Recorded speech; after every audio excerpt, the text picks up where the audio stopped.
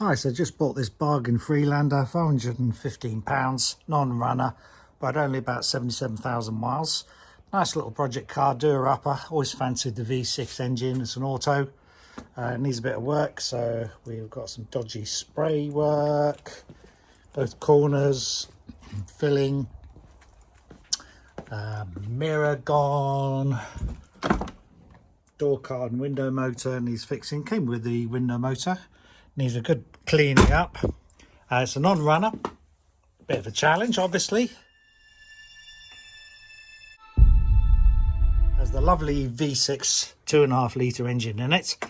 Supposedly, according to the service record, I had the cambelts done a couple of years ago, but when I had a quick peek in one of these covers, let's just see if I can see that now, taking a couple of bolts off. That cambelt, which you can just about see in there, it seems to be in a very poor condition. Lots of rubbing or something on it, so it's hard to believe that's new. Probably only done maybe 5,000 miles, supposedly, according to the service record.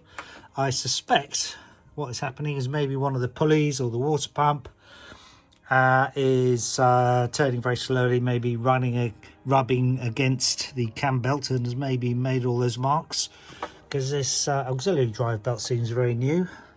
I wonder if we can have a look, taking a couple of bolts off at these cam belts. A little bit dusty, but not too bad a condition. I'll get the cover off properly so we can have a good look at that later. So I'm quite hopeful I can start it and there's not too many problems.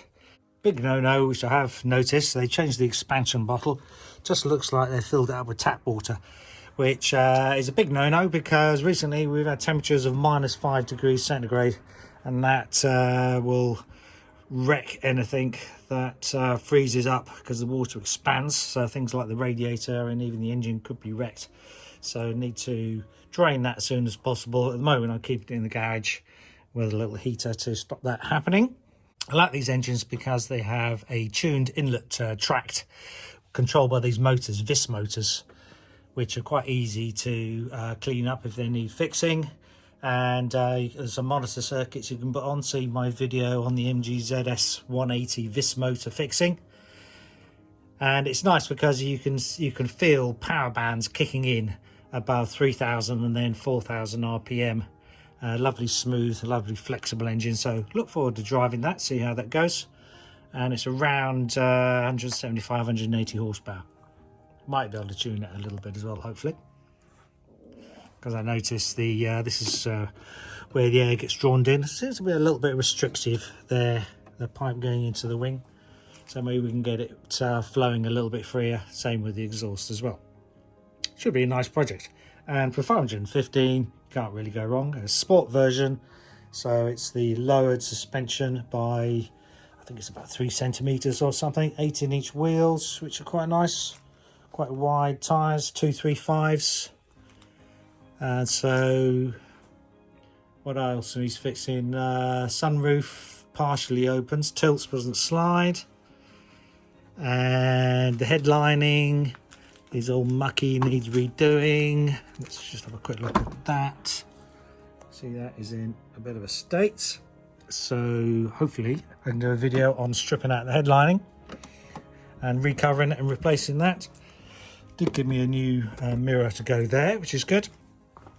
There's a few dents and scratches around it, so some large parts of it will need respraying. No idea what's going on here, why he's put filler around the bottom of the headlights. That needs rectifying. Same the other side, strangely. I don't know why you want to do that. Maybe the headlight was loose or something, or the bumper. Missing a fog light surround. Surprisingly expensive though, so it's about £30. So quite look forward to working on it, and hopefully, as I say, there'll be some more Freelander fixing videos to come for those people who've got the V6 in particular. Keep watching and subscribe if you want to be notified, and click on the bell. Cheers. See you later.